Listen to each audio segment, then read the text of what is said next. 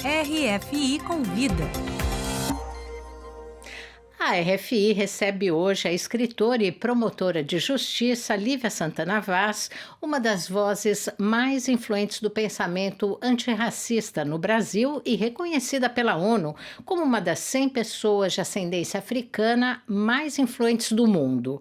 O livro dela, Cotas Raciais, lançado no Brasil pela coleção Feminismos Plurais, acaba de ganhar edição francesa pela editora Anacaona. É uma obra que ajuda a compreender com clareza e rigor por que as ações afirmativas são fundamentais para enfrentar desigualdades que marcam a história da população negra. É sobre essa edição francesa e sobre os debates que ela provoca que vamos conversar agora. Bem-vinda à RFI, Lívia. Muito obrigada, é uma satisfação, uma honra estar aqui. Lívia, o que significa para você ver Cotas Raciais publicado aqui na França nesse momento? Eu diria que é a realização de um sonho, mas mais um sonho coletivo do que um sonho individual. Eu sei a dificuldade do debate sobre raça na Europa, sobretudo na França, e foi algo que eu me questionei no momento de escrever o livro também, porque esse livro ele decorre, na verdade, Adriana, de uma entrevista, de um debate ocorrido numa TV pública em Salvador, na Bahia, TV pública da Bahia, e teve muita repercussão esse debate. E, no fim das contas, os argumentos contrários às cotas raciais e às ações afirmativas que surgiram ali eram argumentos muito rasos.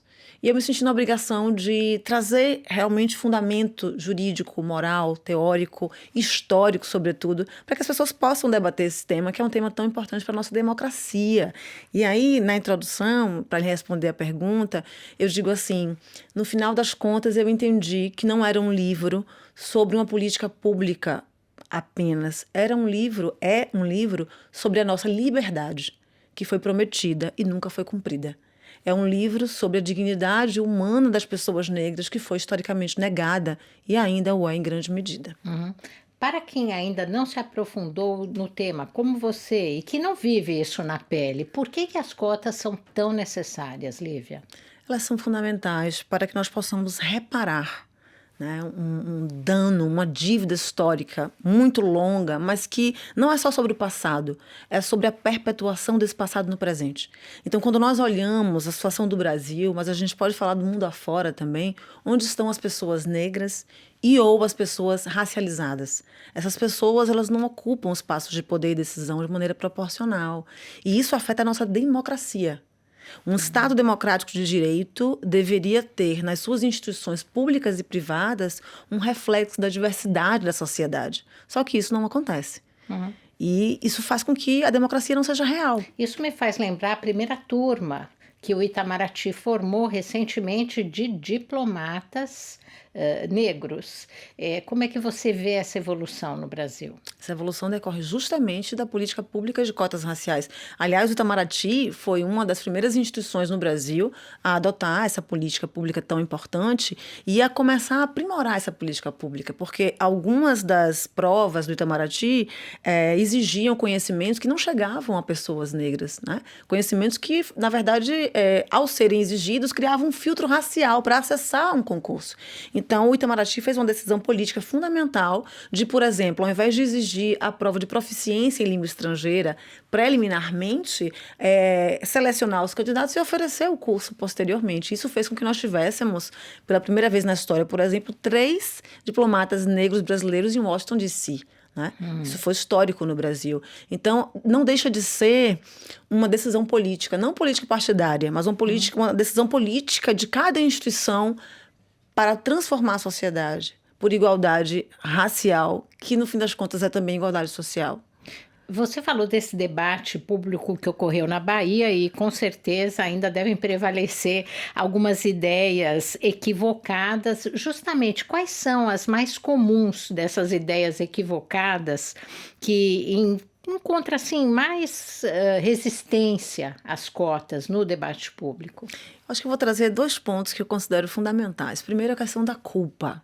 As pessoas ainda dizem assim, eu não tenho culpa da escravidão, né, do processo de escravidão, eu não tenho culpa do processo de colonização.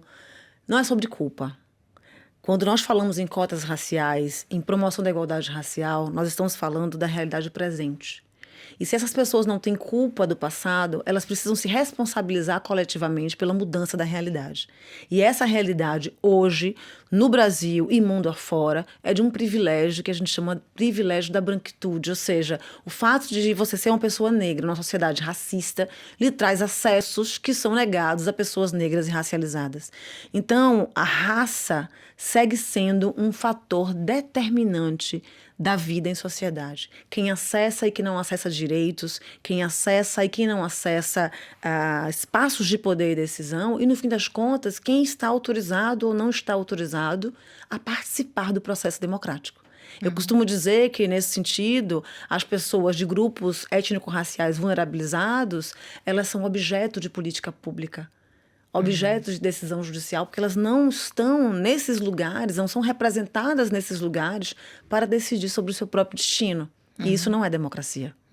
Esse é o primeiro ponto, a questão da culpa. E o segundo ponto, a questão da meritocracia. As cotas raciais não afastam o mérito. Elas vão escolher as pessoas daquele grupo vulnerabilizado, destinatário da política pública, melhor preparadas. Então, o mérito ainda está ali. O problema é que o princípio meritocrático ele surge para afastar os privilégios do Estado absolutista. Então, afastar privilégios de classes, da nobreza, do clero. Mas a forma como nós usamos o mérito hoje não está fazendo isso, está mantendo privilégios. Aí eu vou dar um exemplo com uma pesquisa. No Brasil, a pesquisa da OCDE, porque é uma pesquisa feita no mundo inteiro, mas o Brasil tem um resultado muito peculiar, porque no Brasil, segundo a pesquisa Elevador Social Quebrado, bem interessante o nome da pesquisa, nós precisamos de 9 gerações para que uma pessoa que faz parte dos 10% mais pobres da sociedade atinja a renda média. Só a renda média. Eu brinco assim, não é para ficar rico, não. 9 gerações. Há 9 gerações, as minhas famílias estavam escravizadas. E essas pessoas eram consideradas coisas. Ou seja, não tinha uma base, não temos a base para ascender socialmente. E ainda houve uma política no Brasil legalizada que retirou o acesso à terra a essas pessoas, que é uma base econômica importante. Então, as pessoas negras, as famílias negras, elas partem do zero. Na verdade, se nós estivéssemos falando de uma democracia e de uma sociedade meritocrática justa, as pessoas deveriam ascender socialmente, independentemente do grupo étnico-racial do qual fazem parte. Mas isso não acontece. E aí, eu sei que você deve perguntar isso, porque é fundamental para essa política pública, coletar dados é fundamental. Sim. E justamente essa mesma pesquisa Elevador Social Quebrado, nós não temos uma resposta para a França, por exemplo, porque o dado não foi coletado sobre a mobilidade social na França. Então, eu ia comentar isso com você. A França não faz estatísticas, não produz estatísticas étnico-raciais. E os pesquisadores aqui, alguns são favoráveis, porque, digamos, se respaldam na questão republicana, que a escola pública, inclusive aqui, funciona, ela realmente está presente em todos os territórios, mas não basta a escola para combater o racismo, muito pelo contrário. Como é que você vê essa situação da França até hoje? Você concorda com os pesquisadores que dizem que sem esse tipo de pesquisa é impossível combater de fato as desigualdades? Eu concordo que nós precisamos de dados, é fundamental que tenhamos dados. E o Brasil está um passo à frente nesse sentido. É muito difícil curar uma doença sem diagnóstico. O racismo é uma doença social, uma doença da sociedade. A França, o Brasil, enfim, mundo afora, nós temos essa doença, esse câncer, que precisa de cura, uma cura coletiva. Mas para isso precisamos de diagnóstico. E não haver dados, né, a negativa em produzir dados é muito conveniente para manter o status quo, para manter a situação como ela está. Mas, embora nós não tenhamos dados oficiais de censo, eu vou trazer aqui, Adriana, dados importantes do relatório das juventudes. Relatório Juventudes e Discriminações, de 2026, produzido pelo Defensor de Direitos Humanos, Defensor des Droits, aqui na França, que diz o seguinte: na seara da educação, os estudantes considerados de origem estrangeira, eles são frequentemente direcionados para cursos mais curtos, não por vontade, mas por uma espécie de preconceito mesmo institucional. No ensino superior, a principal causa de discriminação apontada pelos estudantes é a discriminação de origem, que tem a ver com a racialização também. 24% deles dizem que a sua origem é motivo de discriminação no ensino superior. No domínio do emprego, com a mesma qualificação, jovens com sobrenomes considerados africanos precisam enviar o currículo 4 vezes mais do que jovens que têm nomes supostamente franceses para conseguir uma entrevista. Não é nem a vaga, para conseguir uma entrevista de emprego. E quando a gente fala de segurança pública, nós temos que 80% dos jovens de bairro, né, le jeunes de quartier, que a gente chama aqui na França, eles afirmam serem abordados ou terem sido abordados pela polícia de maneira violenta, contra apenas 16% dos demais jovens. Ou seja, nós temos algumas pesquisas que podem demonstrar claramente que a igualdade não é a realidade na França. Então, a questão racial Inclusive, precisa... foi adotada a questão de se enviar currículo sem identidade, proibida a fotografia, porque Exatamente. até pouco tempo era obrigado a colocar, ou era um costume que ninguém desrespeitava de se enviar uma fotografia no currículo, que todos eram elementos já de impedir o acesso, acho que de negros e de imigrantes de todas as nacionalidades aqui na França. Que é uma medida de ação afirmativa, acaba sendo para impedir a discriminação.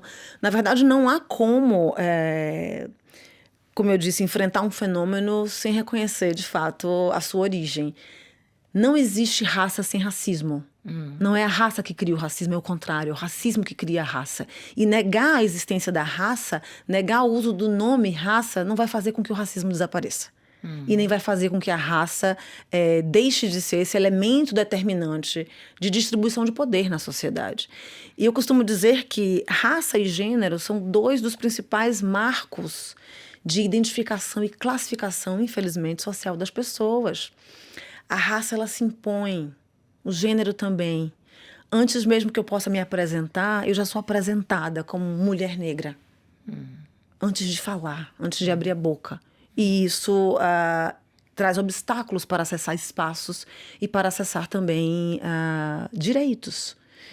Então, nós precisamos falar sobre raça. Nós precisamos perder esse trauma e sair desse lugar de conveniência de fingir que a raça não existe e que ela não determina nossas vidas. E principalmente da condição da formação da população brasileira. Uma questão, você fez seu doutorado em Portugal. Como você viu essa votação que aconteceu na Assembleia Geral da ONU há alguns dias, em que houve uma resolução que apontou a escravidão como o crime mais grave já cometido contra a humanidade?